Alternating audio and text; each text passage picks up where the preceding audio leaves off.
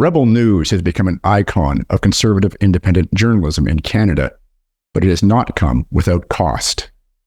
Rebel News and its founder, Ezra Levant, have been ceaselessly attacked by our government and by various leftist organizations. Ezra estimates that to date, Rebel may have spent as much as $2 million defending themselves and their reporters, in many cases successfully. I'm joined today by Ezra from the Rebel News studio in Toronto to provide details on the censorship battles, many of which are still ongoing, and to provide his thoughts on independent journalism in a country where, as Ezra states during the interview, the truth is not a defense. He also provides his advice to young independent journalists on how to succeed in joining the fight to bring Canadians the truth, and on how mainstream media has become nothing more than a propaganda machine for the government.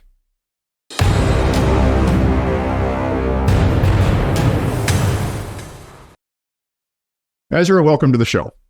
Thanks very much. I invited you here today because I don't think there could be any doubt that Rebel News and before that Western Standard, both organizations that you have run, have suffered more censorship and cancellation in terms of your representation of the truth to Canadians than any other media outlet in Canada. We could start back in 1994 when you wrote an article against the University of Alberta and their hiring policies. But I think probably we should start at 2006 when you were running the Western Standard and you published a cartoon that had a heck of a lot of flashback. Let's start with that one. Sure. In the previous fall, 2005, there was a Danish newspaper called the Jyllands-Posten that published 12 cartoons of the Muslim prophet Muhammad. They're just random. There was no theme to them other than Muhammad. One of them looked like something out of a child's illustrated Bible. One looked like an Olympic logo. One was a boy named Muhammad. One was a cartoonist drawing Muhammad.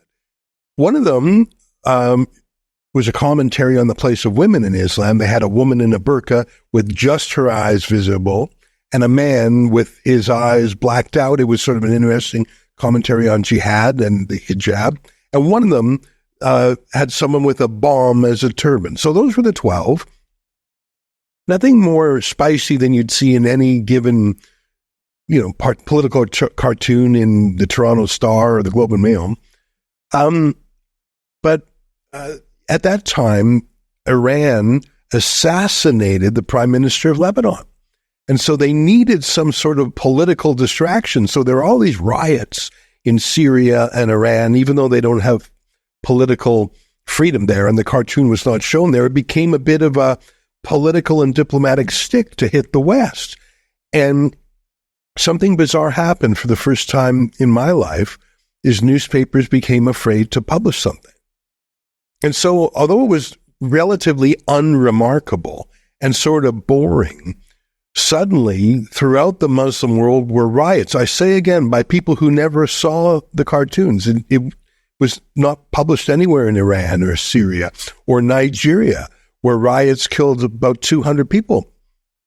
So suddenly, rather boring Danish cartoons, obscure, not particularly well drawn, were not only causing riots around the world, but even more newsworthy than that, the New York Times, the CBC, the Wall Street Journal, the tabloids, no one in North America would publish it. So I was the publisher of the Western Standard.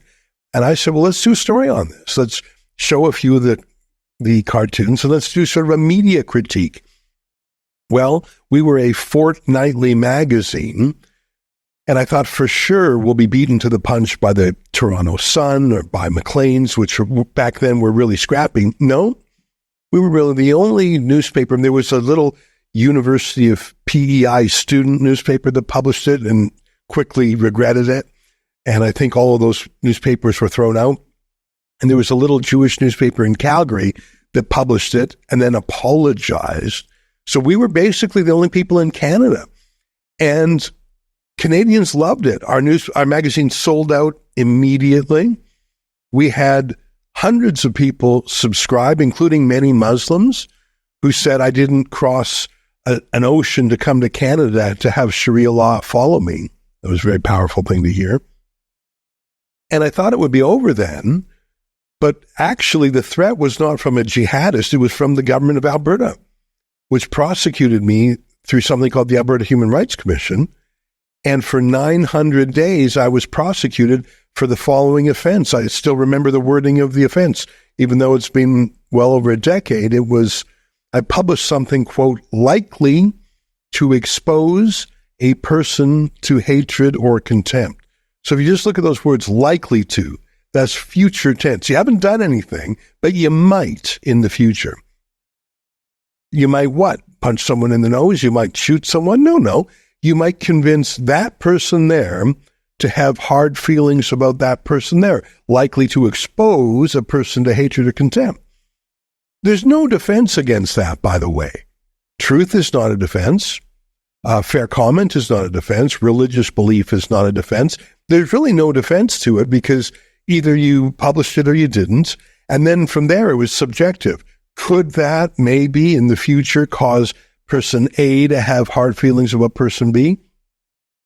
So I was doomed and I knew it, but I had a trick up my sleeve. I brought a video camera into my interrogation, filmed the whole thing, went home, uploaded it to YouTube. And this was in 2008 when YouTube was very young.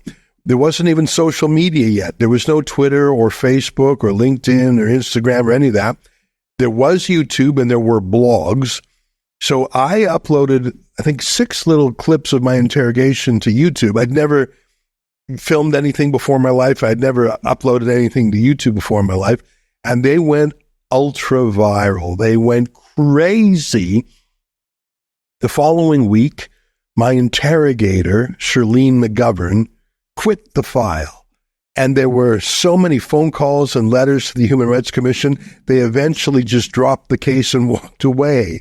And it was a case of censorship, but it was also a taste of how to fight back, which is drag these bullies into the public square. They were used to punishing people in the dark in a closed room where no one else would see. And I knew I had to bring a camera in because I knew no one would believe me if I said that a journalist, an author, a reporter would be interrogated over what he published in a magazine. And I also thought long and hard before I went to the interrogation. I thought, what are they probably going to ask me? Let me see if I can think of some answers in advance. And I knew that one of their questions would be, why did you do it?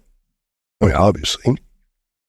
Now, I had been asked that question 100 times by the CBC, by every reporter, by people on the street. Why did you do that? And I always tried to give a very persuasive answer, a very moderate answer. I said, look, those cartoons are the central element of the story of the day. If I was in radio, I would describe those cartoons, but I have a print magazine. I can show them. And when I'm showing the cartoons to our viewer, it's like a prosecutor putting evidence to a jury. Here is Exhibit A. It's up to you to think about them. So I wasn't necessarily endorsing the cartoons. I was just showing the news. That's what a news magazine does. And that's the answer I probably gave 100 times. But I knew my answer had to be different when the government asked me the question, because if someone on the street or if a journalist said, why did you publish those cartoons? Okay, they want to know, they're curious. It's an opportunity for me to persuade an audience. It's good public debate. But when a cop asks you a question in an interrogation, it's not for banter, for education, for an exchange of ideas. It's because something turns on it. Because if you answer wrong, you'll be in trouble. And so when you're asked under duress, when you're asked a question where you could be punished for giving the wrong answer, you could sort of go 2 ways. One is, please, master, I apologize for having offended the law. I beg your mercy. I am so sorry. And that's what those 2 other little newspapers did in Canada, the University of Prince Edward Island student paper and the little Jewish paper in Canada. They said, oh, mercy, mercy, so sorry. I took the opposite approach. I said, I publish them because it's my right to do so. I don't have to explain myself. I don't have to try and be reasonable. I would if you talk to me on the street because I like to be a reasonable person. But you have hauled me in here with the authority of the state. If I give the wrong answer, if I don't please you, I'll be harmed. I have to assert my maximum rights, not just beg to be allowed to continue, Master, so sorry. So I said, no. I published the cartoons, I said, because it's my bloody right to do so. And here we are, I don't know, almost 20 years later, and I publish things every day because it's my bloody right to do so. And I've been hit with 100 actions in human rights commissions, in lawsuits, in government actions. But you know what? Like the ever-ready Energizer Bunny, I just still keep on hopping along. And that's excellent. So you established Rebel News in 2015, the same year that Trudeau was elected. And as you said, 100 actions have been pointed at you to try to silence you. What would you say have been the most egregious examples of censorship and cancellation that Rebel News has suffered?